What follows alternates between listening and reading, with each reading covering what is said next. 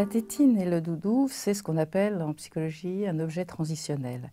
En fait, c'est surtout le doudou qui est un objet transitionnel, mais très souvent, malheureusement, la tétine devient l'objet transitionnel, donc devient vite pour l'enfant, si on le laisse s'y habituer, aussi indispensable, entre guillemets, que le doudou.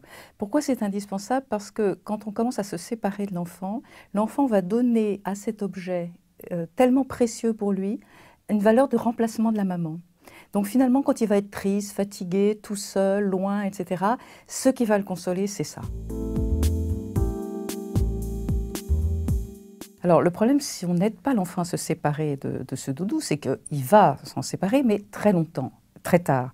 Alors si c'est un doudou, un vieux tissu, un bout de couverture, il n'y a absolument aucune raison de l'enlever, ou une vieille peluche, il n'y a aucune raison de l'enlever. Il s'en débarrassera quand il en aura simplement plus besoin. Il y a un moment où il l'oubliera sur une étagère. Si c'est la tétine, c'est bien plus embêtant parce qu'on supporte mal quand même de voir un petit enfant passer 1 an, 2 ans, se promener avec sa tétine dans la bouche ou continuer à en avoir besoin en dehors des heures du lit.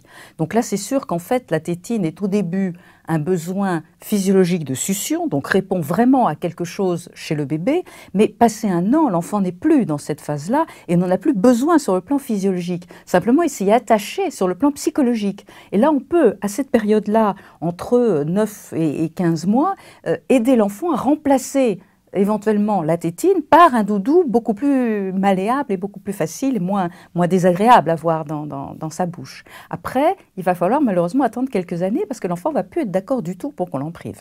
Un des problèmes avec le pouce et la tétine, c'est que ça peut entraîner une déformation du palais et que donc le dentiste consulté peut dire là maintenant il faut arrêter. Donc ça va être une épreuve pour l'enfant, mais c'est une épreuve qu'il peut absolument affronter avec l'aide des parents. On lui tient la main, on lui explique, on fait quelque chose de symbolique autour de ça et il ne faut pas croire que parce que l'enfant réagit fort et que c'est difficile pour lui, c'est une épreuve insurmontable. Non, l'enfant grandit et n'a plus besoin de ces gestes ou de ces choses-là petit à petit. Il en a besoin parce que c'est une habitude et que changer d'habitude c'est compliqué, mais c'est pas pire que ça.